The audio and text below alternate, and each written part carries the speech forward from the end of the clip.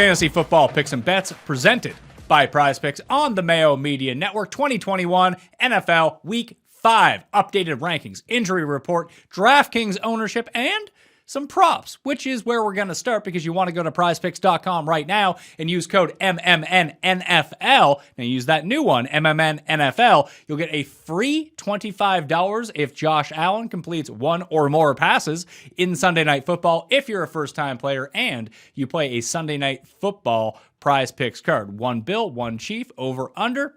Take your pick, and you'll be good to go. Plus, you'll get a match deposit of up to $100. Let's talk about props to kick things off. But if you just want a rundown of the injury report and the updated rankings, hit the description of this video right now. You will find it all down there. If you want to simulate the slate for your DraftKings lineups, for your player props, for Prize Picks, whatever it might be, for your season-long lineups, runthesims.com/Mayo will get you a discount on that. But everything's in that newsletter. You can find that link is free in the description, so go check that out. Smash the like and sub to the channel as well. We're pushing for 30,000 subscribers on YouTube right now. If you haven't taken the leap, help us out here. Sub to the channel and smash that like to help out the algorithm as well.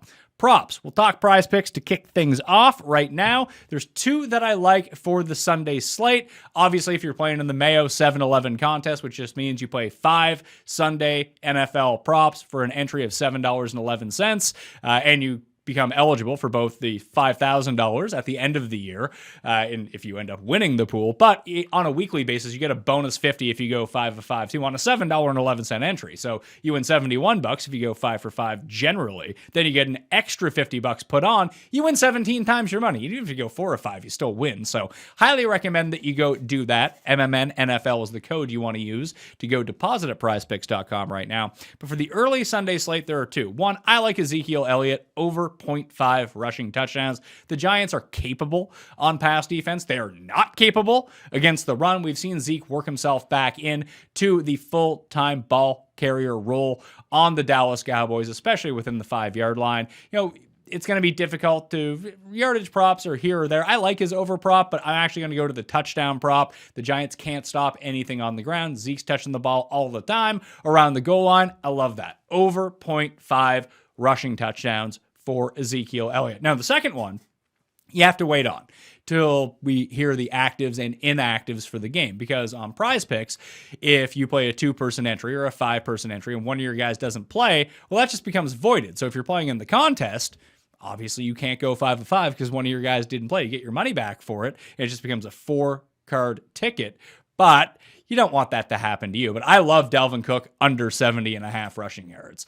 If they get up by a bunch in this game, he's going to the bench if he's active. He could get re-injured in this game. Now, there is the possibility that he doesn't play, which throws a wrench into the entire situation. So I'm going to wait for that to happen, then put in my entry, but under 70.5 rushing yards. Now, the one thing that you can do to kind of play this a different way is if you play a player prop at, let's say, DraftKings Sportsbook. If he doesn't play, the bet is just voided. You get your money back for everything here. It's not tied up in, a parlay of sorts. So under 90.5 total yards for Dalvin Cook. Could he go over? Absolutely. He's Dalvin Cook, but it doesn't seem like he's near 100%. So either a split share, limited time, they get up by too much, he comes out of the game, or he gets injured again if he is active. He just needs to touch the ball once for that to qualify. Under 90.5 total yards for Dalvin Cook. This has actually been a pretty good moneymaker for us so far this season and in years past. Target the injured guys and go under the prop total. Unders, by and large, are a good bet anyway. And this one's still like minus 110 right now as well. So the VIG isn't all that bad. Should Dalvin Cook not play for the Prize Picks part of this, Zeke over 0.5 rushing touchdowns. I'd also take Damian Harris over 0.5 rushing touchdowns. Even with a banged up offensive line for the New England Patriots, I still think Damian Harris gets it going on the ground against the Texans. So those are the two that I like the most. Let's get to injuries. We'll kick it off with running backs and what's going on in the ecosystem for Week 5 in the NFL. Once again, if you just want a list of all the injuries, what they are, whether they're likely in, whether they're likely out, and how that affects them in the rankings, hit the description. You can find the injury list down there along with the updated rankings. Remember to sub to the newsletter and sub to this YouTube channel too. By the way, smash the like while you're at it as well, okay? Thank you very much. Running back number 1, Antonio Gibson's dealing with the shin problem, which could be somewhat problematic down the line, but it appears like he's going to play this week against the Saints, so you're going to play him. Not that big of a deal. J.D. McKissic, you would think would be next up in line, but his role isn't really going to change. Jared Patterson would be the handcuff that you would want to take over the Antonio Gibson role in Washington's offense versus J.D. McKissic. J.D. McKissic's not running the ball 15 times a game. That's just not happening. Not to say that Patterson's going to be as good as Antonio Gibson, but he's someone that you could play every single week as a starting running back, and he is widely available at the moment. So go check out Jared Patterson if you have a bench spots, because eventually it feels like this shin injury is going to catch up to Antonio Gibson. Not this week. I mean, he could get hurt in the game, I suppose, but going into the week, he should be good to go. Joe Mixon is likely going to be out for the Bengals. Fire up some Samaje Perine, both in your season-long and DraftKings lineups. Mixon still has an opportunity to play. We'll know with the actives and inactives, so you can watch the live show on Mayo Media Network, 11:30 a.m. Eastern Time on Sunday morning, to find out. I mean, you can just use the internet and find it out, but if you have a start-sit question or a DraftKings question, tune into that show to get your question answer. We're answering them all this year. You got questions, Lauren's going to be there until it eventually dries up. The well goes just completely barren for your questions. But I don't think that he's going to play Saturday. Apparently, according to Zach Taylor, is going to tell the story with Joe Mixon. And there's been a lot of speculation this week, whether it's like Chris Evans being a big part of a platoon for the Cincinnati Bengals over Samaje Perine. Mixon may play that, even though Perine is $4,000 on DraftKings. He's not like overwhelming chalk coming into the week. And a lot of people don't amend their lineups after the fact. So I actually think he's a pretty good play. And you have like Fournette and Damian Williams, both in that low $5,000 range. Those guys are objectively better plays if we didn't factor in salary or ownership, but we need to do that on DraftKings. So Perine is, over $1,000 cheaper and fewer people are using him. Yeah, sign me up for that one. You can jam in whoever else you want if that's the route you want to go and don't want to go double pay up at the running back position this week. Christian McCaffrey is likely going to miss the game. He's listed as doubtful. Expect him back next week. Fire up some Chuba Hubbard as favorites. I would expect to see like 65-70% of Chuba Hubbard on the field. Rodney Smith was in the game most likely last week. I mean, I could be wrong on that, because Carolina was just down and needed to pass the entire time. He's their primary pass-catching back, but Hubbard's still going to get his receptions if he's on the field more, which he should be in this game, not sweating Royce Freeman whatsoever. I mentioned Dalvin Cook. He is a true game-time decision. I bumped him down in the running back rankings because I think it's split at best for him, or they get up by a bunch and sit him, or he gets hurt again, like I pointed out earlier. So I don't have the utmost confidence. He is a mid-range running back 2 for me this week. You can check out the updated rankings. He's at running back number 18 for week 5. Chase Edmonds is a game time decision against the San Francisco 49ers. If he doesn't play a ton of James Conner. If he does play, you're going to play Chase Edmonds. He's been great all season long. Gio Bernard is back for the Tampa Bay Buccaneers. This kind of throws a bit of a wrench into the overall ceiling for Leonard Fournette this week, only because Fournette was getting so many opportunities in the passing game, running so many routes. We know that's what Gio Bernard is going to do. Bernard's not going to steal any carries away from Leonard Fournette, so no worries about that, but it does cap the ceiling for Fournette, so I bumped him down a few spots in the rankings that I'm fading him on DraftKings because of this. I'd rather play Damian Williams, and I'd rather play Damian Harris above both of those guys around the same price, or just drop down to Perine if I need to save the money. Ezekiel Elliott practiced on a limited basis all week. He is going to play. Elijah Mitchell taken off the injury report for the San Francisco 49ers. He could end up being the lead back. I mean, Trey Lance could end up being the lead back for the San Francisco 49ers this week, but it's kind of a downgrade to Trey Sermon. I've dropped him down just around running back number 30. Sermon might even be the running back 2 when it comes to absolute snap share and touches this week if Mitchell is 100%. I'm not buying that he's 100% as of yet, but he's going to get some work in this, so it's a split at best, and it's probably a 3-way split because Trey Lance is going to do a ton of running in the spot. Justin Jackson has a groin injury. He is out for the Los Angeles Chargers, and Rex Burkhead doesn't get his revenge on the Patriots. He's out with a hip injury. Wide receivers, as was discussed earlier in the week, Calvin Ridley and Russell Gage, both out for the Atlanta Falcons in the early London game against the Jets. So what we're going to see is Zacchaeus on the outside. We're going to see Kyle Pitts in the slot. Those two things that we know. Now, the rest of the situation for the Atlanta Falcons offense is kind of a mystery. Tajay Sharp had been running the third most routes behind Ridley and Zacchaeus, at least a week ago. So he probably gets the nod on the outside. However, it could be Cordarrelle Patterson lining up out there as well. That might be a split. So we might see more Cordarrelle Patterson in this game than we're used to seeing. He's probably not going to score 3 touchdowns again, but the overall volume and actual snap share should be way up for him as they need to utilize their better skill position players. Christian Blake could be activated, and you might see a lot of Hayden Hurst in this game if the Falcons do run 12. Mike Davis should see more snaps in the backfield, with Patterson being, used in the backfield, but probably split out wide a lot of the times too. So it's a really confusing situation. For DraftKings showdown purposes, Tajay Sharp could be a legit flyer who no one's going to use. He's super cheap, and the Jets secondary sucks.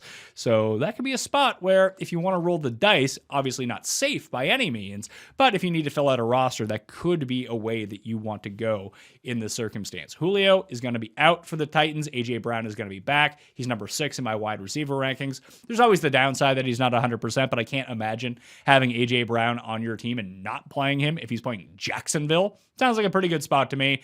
Nick Westbrook-Ikhine was limited all week, but he is going to go as well. I like Josh Reynolds a little bit more than him with A.J. Brown back, so you probably don't even need to think about him this week if you don't want to. Courtland Sutton injured his ankle in Friday's practice. He is now a game-time decision against the Steelers. I would expect him to play. However, Sterling Shepard and Darius Slayton are both out, so you can fire up some Kadarius Toney or John Ross on DraftKings, $4,000 and $3,400 respectively. I would say it's probably a better floor, like a cash floor for Toney because of the targets. But if you're playing GPPs and you need that home run play, John Ross on the outside against a bad back end of the Dallas defense with Diggs on Golladay the entire game, whew, you could do worse as an absolute flyer at $3,400. If you need that big play potential, John Ross would be your man in that circumstance. On the Washington side, it looks like Brown is going to be out, Cam Sims is going to be out, and that Curtis Samuel will play. We know Logan Thomas is out already. Curtis Samuel coming back week 1 with the groin injury last week. It didn't really go so well. He had 4 targets, caught all his passes, but only played around like 28% of the snaps. I think that's what it was around. He was like 5th on the team in routes run. I would expect to see that role grow this week, but not going to be a full-time player. Still, he's the min on DraftKings. You could do a lot worse, and maybe all of a sudden he's back to running 100% of his routes and playing all the time, and that would be fantastic news because they are depleted on the offensive side. There's a Washington footballer who I enjoy more for DraftKings in that offense coming up in a little bit. It's a tease, like we call it in the biz. T. Higgins, he's going to play. Amari Cooper, he's going to play. Elijah Moore in his, I wrote down concession here. He actually had a concussion, but he's going to play against the Falcons. Chase Claypool is going to be back for the Steelers. James Washington is out with a groin injury because everyone has a groin injury right now on the Pittsburgh Steelers. Danny Amendola is back for the Texans. They cut Anthony Miller, so expect to see Danny Amendola get some run. Not that you want any piece of that, but he's going to play. He's a fresh body to throw out there. So that's the wide receiver. Again, you can hit the list if you missed anything or want to take a look. I'll update them too on Sunday morning should anything change. You can find that down in the description of the Potter vid right now. Tight end George Kittle, probably not going to play this week. He's listed as doubtful. Doubtful guys rarely end up playing. He might play, but Ross Dwelly, if you want to hold out hope for Kittle, would be the obvious guy to pick up in that spot. I don't know how that's going to really work out with Trey Lance. Could be great. Could be zeros across the board. If it was Garoppolo, I would love Ross Dwelly in this spot. Smelly Dwelly. He's $2,700 on DraftKings too. Not the best of the cheap tight ends. He's actually 3rd best. But I digress. From that, George Kittle probably not going to play. TJ Hawkinson's a game-time decision as well. I would expect him to play, but that is still a bit up in the air at the moment. So have backup plans. I'll get to those in a second. Gronk, he's out. Play Cameron Brate. Easy stuff. Alberto, he hurt himself in practice. Hamstring injury, could be placed on IR. He is not playing for the Denver Broncos. So more targets for Noah Fant from Teddy Bridgewater, who looks like he's going to play as well. Tyler Kroft out for the Jets. I mentioned Teddy seems to be good to go. Garoppolo is out. And Russell Wilson is going to miss 6 to 8 weeks with a finger injury. He underwent surgery. So we get Geno Smith in Seattle. No idea how that's going to affect Lockett or Metcalf or whatever the hell is going on in the Seattle backfield. It's Collins for the moment until, Chris Carson gets over his Roxbury injury a little bit. It's got a neck problem. Hopefully he's okay, but it seems like it's not going to be all that great for him moving forward. So keep an eye out on Chris Carson. Alex Collins is the play moving forward for them. DraftKings ownership projections this week. It's pretty obvious what's going on at most of the positions when we take a look at it. Derrick Henry and Devontae Adams are probably going to be the two highest owned guys on the slate. I'd play Henry over Adams. Because you can get away with if you want to play a contrarian move on the Packers, just play Aaron Jones. No one is playing Aaron Jones. I know he sounds like a pivot off of Derrick Henry, but just as a Packer pivot, if you're playing the stack of the Bengals, that's likely the way that you want to go. Other guys who are drawing a ton of ownership, at least projected this week, people are on Fournette, people are on Shenault, Saquon, DJ Moore, James Robinson, CeeDee Lamb, because of the Cooper injury, are all very high up. It does appear like Darren Waller, the most expensive tight end, will be the highest owned tight end as well. So if it's me at tight end on DraftKings, I'm punting. It makes way too much sense this week. A lot of people are using Evan Ingram. He could be the second highest owned tight end. Let's just throw that out the window because Evan Ingram reeks. He'll have his 3 good games a year, but you don't want a part of that because Cameron Brate is right around the same price, but I'd go even lower. Ricky Seals-Jones, $2,500, playing the Logan Thomas role in that depleted Washington offense as underdogs against the Saints. Fire him up. Obviously, he's no lock. He's $2,500. That's a great price for someone with his upside. You don't like that, but still want to spend down. I mentioned Dwelly, but it's Dan Arnold on Jacksonville without DJ Chark. Week 2 for him on Jacksonville. Had a huge role in week 1 for what you would expect to be his first week on the team. Expect that to grow in very pass-happy situations against a bad Titans defense. Dan Arnold is $2,900. That's how I would split it up. Arnold, Ricky Seals-Jones at tight end is likely the way that you want to round out your team at defense. You could use the Jags D if you want. Washington is going to be very popular. The Patriots, even though they're super expensive, are going to be popular. Denver and Pittsburgh will likely be popular at defense. Just use the Cowboys. It's a great spot against the Giants. Their pass rush has been excellent so far this season. That was the quick update for the rankings. They're updated on DKNation.com. Hit the description if you want them. And for the full injury report, plus DraftKings notes, plus season-long notes, plus betting notes, the newsletter, hyperlinked for free in the description right now that has the rundown of most of the stuff we've went over this week, plus exclusive content in there as well. Thank you all for watching. Sub to the channel, smash the like. We'll see you next time.